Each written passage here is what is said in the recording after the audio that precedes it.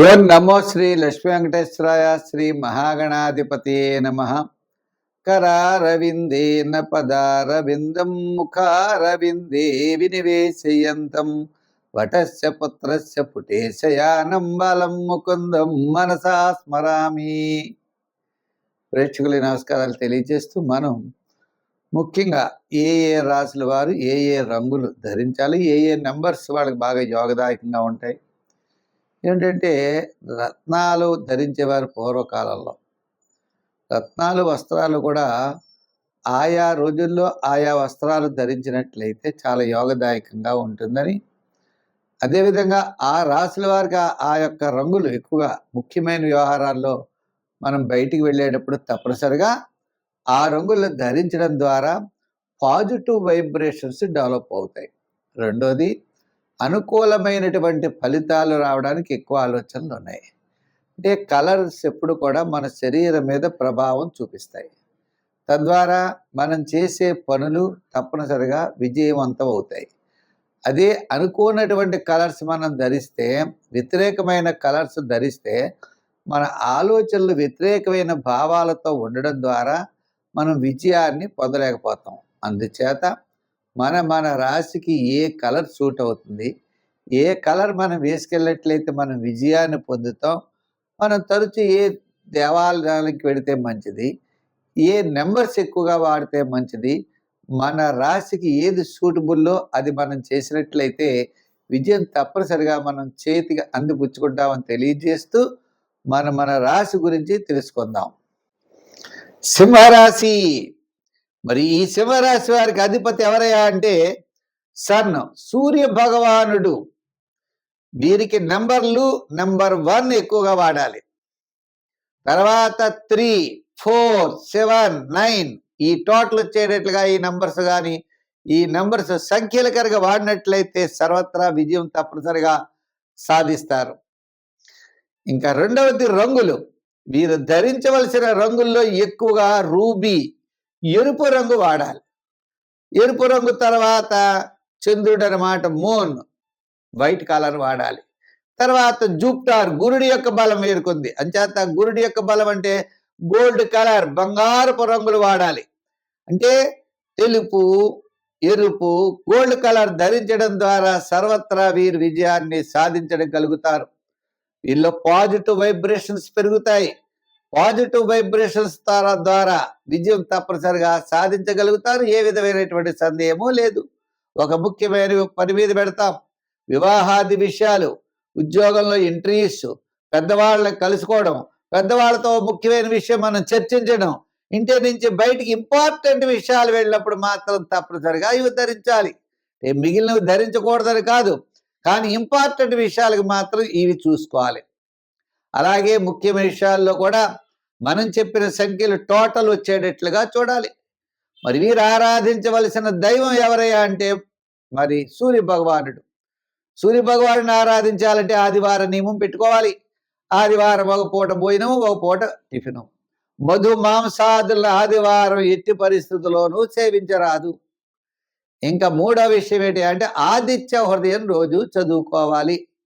రోజు సూర్యుడు ఉదయించిన వెంటనే సూర్య భగవానుడికి ఎదురుకుండా నిలబడి మనం సూర్య నమస్కారాలు తప్పనిసరిగా చేయాలి. ఈ విధంగా సూర్య ఆరాధన ద్వారా విల్ పవర్ పెరిగి, రాశికి అధిపతి ఎవరయ్యా అంటే మరి సూర్య భగవానుడు. రవి ఆత్మకారకుడు, ఆత్మస్థైర్యం, మొండితనం, పెంకితనం, ఎటువంటి పన్నైనా సాధించగలమనే పట్టుదల, ఇవన్నీ కూడా ఈ రాశికి ఉంటాయట. ఇంచేత అధిపతే రవి, ఆయన నవగ్రహాలకి అధిపతి అయినటువంటి సూర్య భగవానుడు మరి ఈ రాశిలో కూర్చుని ఉండగా మరి మిగిలిన విషయాలు ఎలా ఉంటాయి చెప్పండి. అందుచేత సూర్య ఆరాధన చేయడం చాలా మంచిది. విజయం తప్పకుండా పొందగలుగుతారు. స్వస్తి. కన్యారాశి. ఈ కన్యారాశి వారికి ధరించవలసినటువంటి రంగులు గ్రీన్ కలర్, ఆకుపచ్చ రంగు. తరువాత ధరించవలసింది ముఖ్యంగా లైట్ బ్లూ కలర్, తర్వాత తెలుపు రంగు. ఈ 3 కలర్స్ ఈ రాశి వారు కనుక ధరించినట్లయితే పాజిటివ్ వైబ్రేషన్స్ ఏర్పడి సర్వత్రా విజయాన్ని పొందగలుగుతారు. ముఖ్యమైన వ్యవహారాల్లో బయటికి వెళ్ళేటప్పుడు, ఒకవేళ పెళ్లి కాని వారు పెళ్లి చూపుల్లో ధరించవలసిన రంగులు, ఇంటర్వ్యూస్కి వెళ్ళేటప్పుడు ఉద్యోగంలో పెద్దవాళ్ళతో మాట్లాడడానికి మనం వెళ్ళేటప్పుడు, ఏదైనా ముఖ్య వ్యవహారాలు చర్చించేటప్పుడు ఎక్కువగా ఈ దుస్తులు కనుక మనం వేసుకెళ్ళినట్లయితే మనకు అనుకూలమైనటువంటి ఫలితాలు మనం తప్పనిసరిగా పొందగలుగుతాం. తర్వాత సంఖ్యల్లో కూడా ఈ రాశి వారు 5, 6, 8 సంఖ్యలను ఎక్కువగా వాడుతూ ఉండాలి. ఈ 3 సంఖ్యలు టోటల్ సంఖ్య అయినా పర్వాలేదు, అటువంటి నెంబర్స్ వచ్చేటట్లుగా ముందుకు వెళ్ళడం చాలా మంచిది. ఆరాధన విషయం వచ్చినట్లయితే ఈ రాశికి అధిపతి ఎవరయ్యా అంటే మెర్క్యూర్, బుధుడు. బుధుడు అంటే విష్ణువు యొక్క ఆరాధన ఎక్కువ చేయాలి. లక్ష్మీ నృసింహస్వామి, ఆంజనేయ స్వామి, అలా వెంకటేశ్వర స్వామి, ఇలా విష్ణువు యొక్క ఆరాధన విశేషమైనటువంటి ఫలితాన్ని వీరికి ఇస్తుంది. కాబట్టి తప్పనిసరిగా విష్ణువు యొక్క ఆరాధనతో మంచి క్యాలిక్యులేషన్స్తో ముందుకు వెళ్ళగలుగుతారు. తప్పకుండా విజయాన్ని సాధించగలుగుతారు. మీరు అనుకునేటువంటి పనులన్నీ కూడా తప్పకుండా సక్సెస్ అవుతాయి. ఈ బుధుడి యొక్క లక్షణం ఏంటి అంటే ఈ రాశి వారికి క్యాలిక్యులేషన్స్, అంటే మనం ఒక అనాలిసిస్ చేయడం, ఈ పని చేయాలంటే ఎలా చేయగలం, ఎలా చేస్తే దీన్ని విజయం సాధించగలం అనే ప్రణాళికలు ఈ రాశి వారికి ఎక్కువగా ఉంటాయి. ఆ ప్రణాళికలు అనుకూలించాలి అంటే ఇటువంటి రత్నాలు కూడా ధరించాలి. గ్రీన్ రత్నం అంటే ఆకుపచ్చ రత్నాన్ని ధరించడం మంచిది.